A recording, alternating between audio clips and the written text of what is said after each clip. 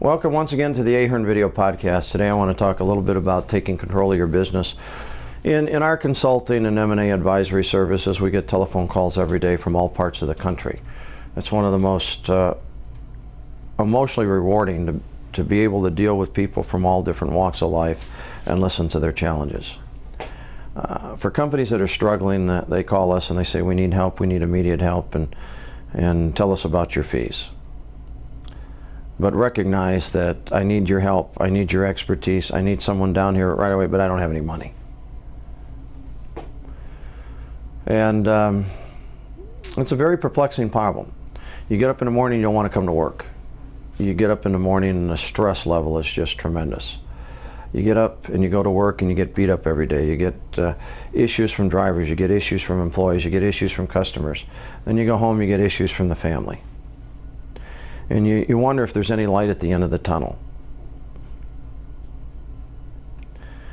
And the question is, there's always light at the end of the tunnel if you're willing to think outside of the box and quit feeling sorry for yourself. The major fundamental reason why companies fail is they give up on themselves.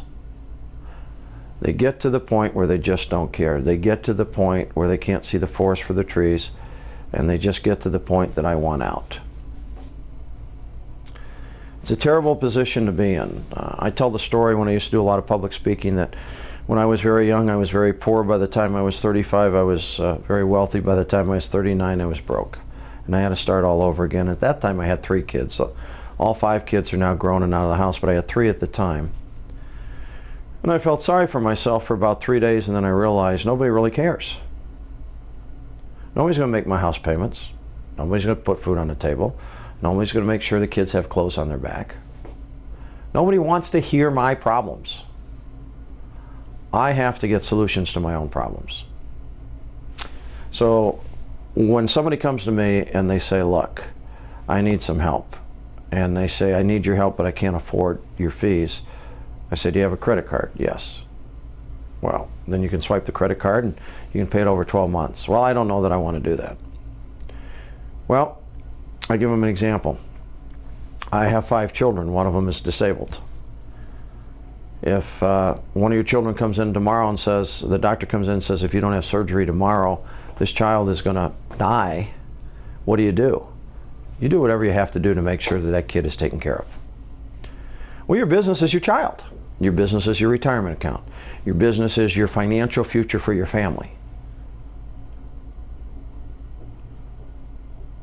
And when somebody says, listen, Andy, we really appreciate it, but we just can't afford it, I basically thank them for their time and saying, listen to what you're saying. You've given up on yourself. Have you talked to our references? Have you talked to the people that have gone through the experiences? They tell you what we do, yes. They tell you the type of expertise we have, yes. But I still don't have the money.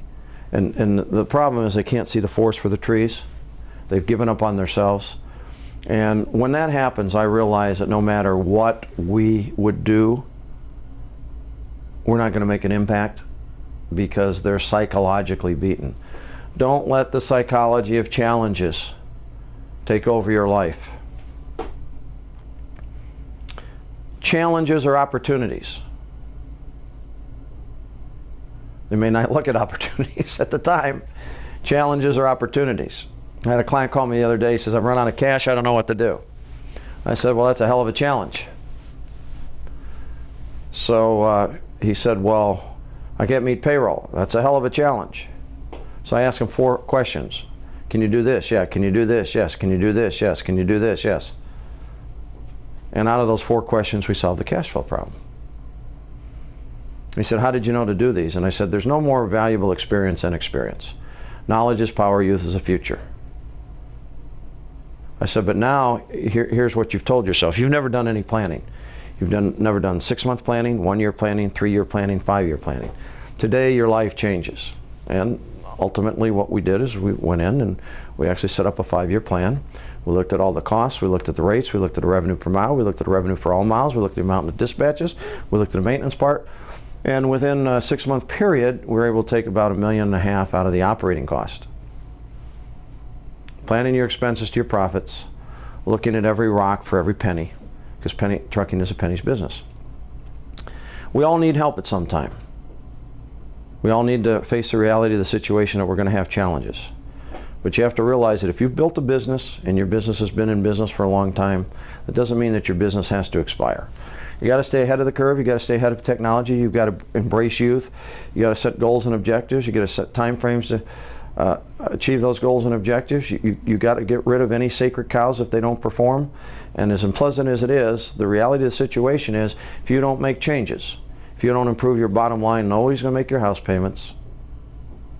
Nobody's going to put clothes on your back. Nobody's going to pay your medical insurance. Now, that is not to say that you shouldn't treat employees with respect. You should. That is not to say that employees that are assets you should not keep, because you should. The point is, you always got to challenge your employees to reach a level they never thought they could achieve. And if they reach that level they couldn't achieve, you have to compensate them accordingly. Until next time, thank you for attending the podcast.